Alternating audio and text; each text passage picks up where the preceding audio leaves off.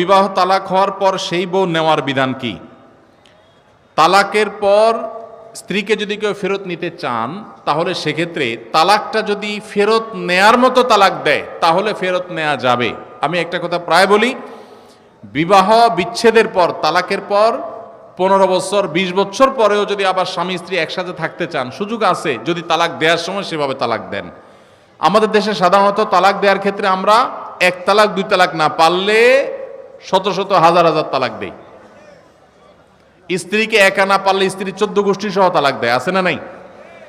এগুলা বিভ্রান্তি। যারা বিবাহ করেছেন তাদেরকে বলছি, আর যারা বিবাহ করবেন তাদেরকেও বলছি, খবরদার, দাম্পত্য জীবনে স্বামী স্ত্রীর মধ্যে যত বোঝাপড়ার গরমিল হোক, যত গন্ডগোল ফাসাদ হোক, কখনো রাগ উঠলো আর তালাক ঝেড়ে দিলেন, এই কাজটা কখনো করবেন না।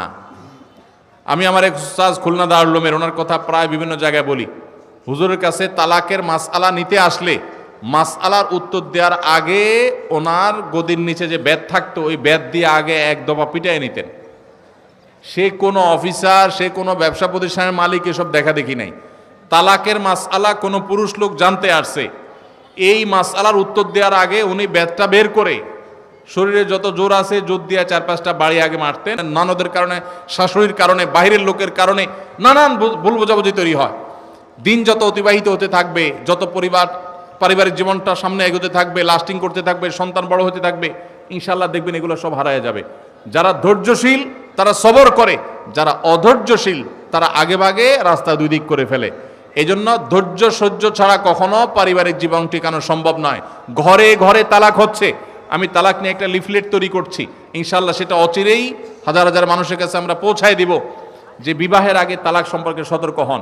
বেশিরভাগ মানুষ তালাক দিয়ে এসে এরপরে চোখের পানি ফেলে, এসে বলে হুজুর দিয়ে ফেলেছি এখন কি করব। আপনি যদি 3টা তালাক দিয়ে শেষ করে থাকেন তাহলে সেক্ষেত্রে আপনার স্ত্রীর সাথে আপনার সংসার করার সুযোগ যদি নষ্ট করেন, গোটা পৃথিবীর সব হুজুর একসাথ হয়ে, মক্কা মদিনার ইমাম সাহেবরা যদি একসাথ হন, আপনাকে আপনার স্ত্রীর সাথে সংসার করার সুযোগ দিতে পারেন না। কারণ ব্যাপারটা হলো ছুরি মারার মতো, আমার পেটে ছুরি মেরে দিলেন, এরপর আপনি জিহ্বা কামড়াচ্ছেন, আফসুস করছেন। আফসুস আপনি করতে পারেন, আমি আর জীবিত হয়ে যাব না। দাম্পত্য সম্পর্কটা এরকম।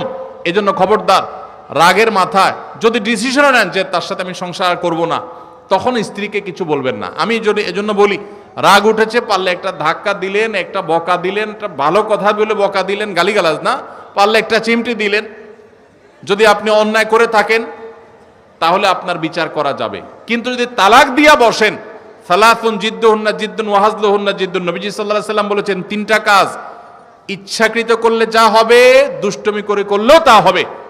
আমাদের দেশে বিভিন্ন জায়গায় এক সময় ছিল, এখন আছে কিনা জানি না, অনেক এলাকা প্রশাসনের অনেক ভাইয়েরা তারা বড় বড় সাইনবোর্ড লাগায় রাখছে, রাগের মাথায় তালাক দিলে তালাক হয় না। দেখছেন আপনারা এই সাইনবোর্ড? কেউ দুর্ভাগ্য হয় নাই কারোর? এরকম সাইনবোর্ড অনেক জায়গায় আছে।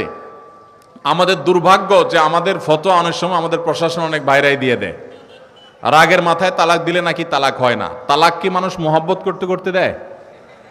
স্ত্রীর সাথে মহব্বত, ভালোবাসা, আতিশয্যে তালাক দিয়ে দেয়? তালাক তো দেয়ই রাগের মাথায়।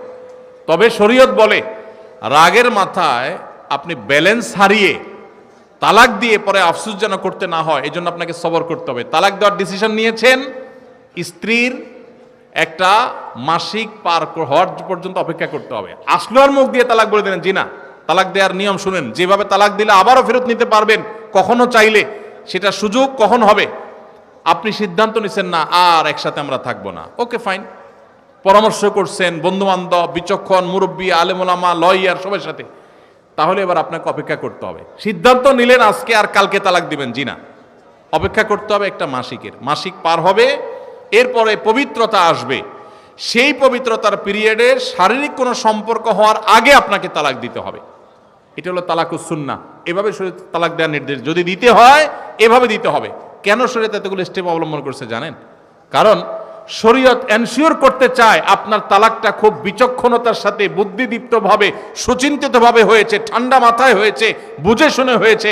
আপনি এটা অ্যাবনর্মাল হয়ে মেজাজ হারিয়ে আপনি মাথা গরম করে দিয়ে ফেলেননি। এটা নিশ্চিত করবার জন্য এতগুলো সময়, এতগুলো স্টেপ নিয়েছে যে একটা মাসিকের পিরিয়ড পার হওয়ার পরও স্বামী স্ত্রী একে অন্যের প্রতি যথেষ্ট আকৃষ্ট হওয়ার কারণ থাকা সত্ত্বেও সেই শারীরিক সম্পর্ক করার আগে আপনি তালাক দিচ্ছেন, মানে হলো যথেষ্ট যৌক্তিকতা আছে এবং আপনি খুব কনভিন্স হয়ে বুঝে শুনে তালাক দিচ্ছেন। এটা এনশিওর করার জন্য শরীয়ত এতগুলো বাঁধ দিয়েছে, এই বাঁধ পার হওয়ার পর আপনাকে তালাক দিতে হবে।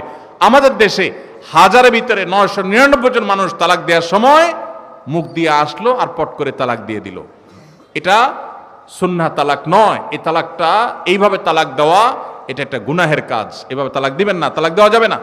এই জন্য যুবক ভাইরা যারা বিবাহ করবেন ভবিষ্যতে, আপনারা জেনে রাখেন ঘরে ঘরে তালাক হচ্ছে। ঢাকায় যতগুলো বিবাহ রেকর্ড হয় আনুপাতিক হারে প্রায় পাল্লা দিয়ে ততগুলো বিবাহ বিচ্ছেদ হয়। ভয়ঙ্কর ভাবে তালাক বেড়ে চলেছে।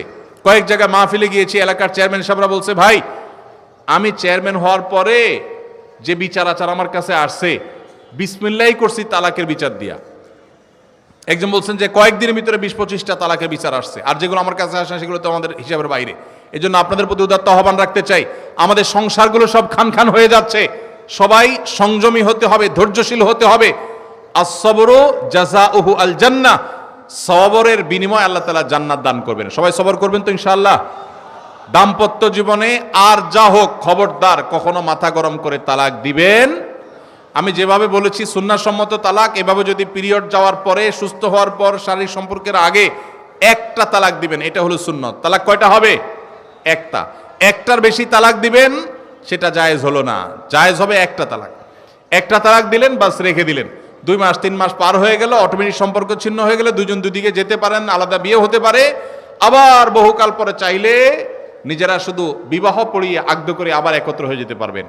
আর যদি আপনি একটা দিয়েছেন, আবার আরেকটা দিয়েছেন, 6 মাস পর আরেকটা দিয়েছেন, দিয়ে 3টা শেষ করে ফেলছেন, তাহলে আর কখনো বিবাহ যদি মক্কার ইমাম সাহেব এসেও পড়ায়, তারপর আর একসাথে থাকতে পারবেন না। আল্লাহ তাআলা আমাদেরকে এই বিবাহ বন্ধন এবং তালাকের ক্ষেত্রে শরিয়াকে মেনে চলার তৌফিক দান করুন। একজন স্ত্রী তার স্বামীকে তালাক প্রদান করেছেন, কিন্তু স্বামী তার স্ত্রীকে তালাক প্রদান করেননি। এখন স্ত্রী আবার তার স্বামীর নিকট ফিরে আসতে চান, কিন্তু তালাকের 1 বছর পূর্ণ হয়েছে। এখন করণীয় কি? প্রথম কথা হলো, তালাকের কোনো উত্তর এইভাবে আমরা কোনো সংক্ষিপ্ত প্রশ্নোত্তরের সেশনে বা কোনো মিডিয়াতে, টেলিভিশনে আমরা দেই না। কারণ তালাকের প্রশ্নের উত্তর নিতে হলে ডিটেইল সব লিখে তারপরে তার উত্তর নিতে হয়। এখানে একটু হেরফের হয়ে গেলে বেশ কম হয়ে যায়। এই আব্দুল্লাহ জাহাঙ্গীর রহমানুল্লাহর প্রতিষ্ঠিত আসুন্নাহ ট্রাস্টের এখানে আলহামদুলিল্লাহ দাওয়া বিভাগ রয়েছে, গবেষণা বিভাগ রয়েছে। এখানে ওলামা একরাম, মুফতি সাহেবরা আছেন, বড় বড় দেশ সেরা ওলামা একরাম আছেন। সে সমস্ত ওলামা একরামের কাছে আপনাদের যাদের তালাকের প্রশ্ন আছে বিস্তারিত লিখে প্রশ্ন জমা দিবেন, তারপর উত্তর নেবেন। আমি এই প্রশ্নের উত্তরটা স্কিপ করলাম, এটা ফতোয়া বিভাগে উপস্থিত হয়ে তারপর উত্তর দিবেন। কারণ এক পক্ষের কথা শুনে বা আংশিক কথা শুনে তালাকের উত্তর দেওয়া যায় না। এখানে একটা সম্পর্ক থাকা না থাকার ব্যাপার, ডিটেল শুনতে হবে। সবচেয়ে ভালো হয় লিখিতভাবে প্রশ্ন করবেন, তার উত্তর ফতোয়া বিভাগ থেকে নেবেন, ডিটেল লিখবেন। এরকম সংক্ষেপে 2 লাইন 3 লাইন না। কি বলেছে, কি না বলেছে, কিভাবে দেওয়া হয়েছে। স্ত্রী যদি তালাক প্রদান করে থাকে তাহলে তালাক তাফউইজের জন্য কি শব্দ তিনি ব্যবহার করেছেন, একটু এদিক সেদিক হয়ে গেলে অনেক কিছু হয়ে যাবে। এজন্য এটা ডিটেল জানতে হবে।